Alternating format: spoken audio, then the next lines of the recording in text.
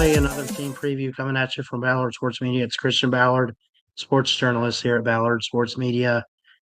Not the most professional, not the best at times, but I'm here and I'm still pursuing my dreams and stuff. So just want to say how much I love and appreciate all the love and support over the last almost 6 years. No, almost 7 years. It'll be 7 years in December, but really love and appreciate all of you, and hopefully we keep it going. So today we're going to look at the Oregon Ducks here in 2026. We'll look at their schedule, kind of talk about what they did last year. But it is something that we look at, in terms of overall programs. And I think I had brought this up to Uncle Lou a few weeks ago regarding Oregon. And I said, are they the best team in college football historically that you look at and you say they're the best team to never win it all? I mean, is that Oregon? Are they the best team to have never won a national championship? They have zero. They have zero. I would say yes. I would say that they probably are the best to never win it. They've come close. They have not made a title since the inaugural CFP 14 playoff in 2014, 2015 season. Ohio State won it over Oregon. Oregon was still back in the pack and everything like that. So, but overall, I think Oregon is a tremendous program. I think that they are on the verge of winning a national title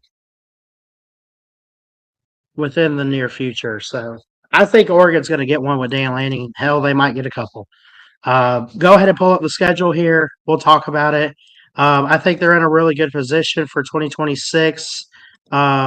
When you look at what they have returning, you have quite a few different like freshmen out there. They've definitely built up, especially on the defensive side of the football. But they got Decorian Moore comes in as a true freshman, as a 5-star from Duncanville, Texas, recently committed. Malik Benson comes back as a senior, was a transfer from Alabama to Florida State, now Oregon. Evan Stewart comes in from Texas A&M. Dante Moore at quarterback last year looked pretty good. He's from Detroit. He's 6'3", 206. When you look at Oregon's overall roster, I mean, it's just filled not necessarily with 5-star talent, but just NFL talent that they'll put on the field. I mean, the O-line's always stacked up. The quarterback play is always good. Just everything they do is just incredible. It happened with Mario Cristobal. It's happening even more so with Dan Lanning. I think he's a hell of a coach.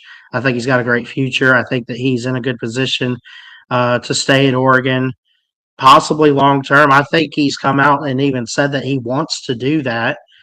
But I feel like no matter who the coach is, Oregon is just that pipeline on the West Coast to get really good talent and just do the best they can with what they have, coaching, players, portal, all that. So definitely want to hear from you guys in the comments on this video. Sorry for some of the weirdness with the dogs in the background and all that, but looking at their schedule, they got the spring game coming up in April. Get to the actual season, Boise State, Oklahoma State on the road, Portland State, and at USC before the bye week. I think most likely they're going to win all of those games, at least the first three. I think USC is really the first true test. We still got to look at them, I think, just to kind of get a feel for what Lincoln Riley's going to bring back and what the Trojans are going to look like. I'm not the biggest believer in Lincoln Riley. That game last year, too, was actually a fun one to watch. USC was very competitive, but Oregon in the second half in Eugene in November pulled away and won 42-27. But USC still held on a little bit, and I feel like they looked better in that game, losing it. I felt like they looked better than the score indicated in that game. So they got them coming up in week 4 of the season. They get a bye week. Only one on the schedule this year for everybody. UCLA, Nebraska, at Illinois, Northwestern, at Ohio State on November 7th, then Michigan. That's interesting. to have those back to back, and then at Michigan State and Washington. I feel like these last four games are going to tell the story. I think all of those teams are going to be pretty good. I feel like Oregon's going to be better than maybe three out of the four. I feel like they'll be better than Michigan. We'll see. Um, but again, that's just something we have to wait and watch for. There's teams out there like Michigan State or whoever I haven't quite previewed yet. I don't think I've done Michigan yet either, but um, I think they got a interesting setup for the schedule. I think it sets up nicely. They're going to be favored in most games, maybe all but Ohio State, and at most, I'm gonna give them 11-1, and say that the loss might be to Ohio State. Let's say if they win that, could they lose a trap game like Illinois? Could they lose late to maybe Michigan at home? Could it be early on at USC?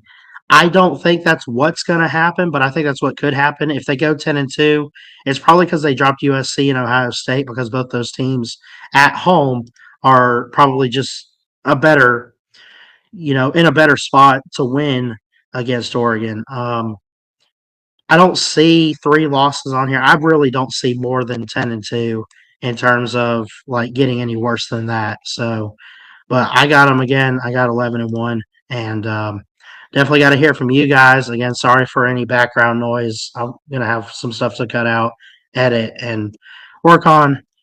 But y'all let me know what you guys think of Oregon in the comments section. They got a lot of great talent. They got a lot coming back. Um, and the schedule, I think, is in their favor. So you might see them again in the Big Ten title. You might see them once again in the playoffs. You might even see them get over that drought of a national title. I mean, that is a possibility. Again, I said at the beginning, and I'll say it again, I think they are the best program to never win a national title. I think that's fair. Georgia's a great program. They've done it. Clemson's great. They've done it. Florida's done it. Florida State's won.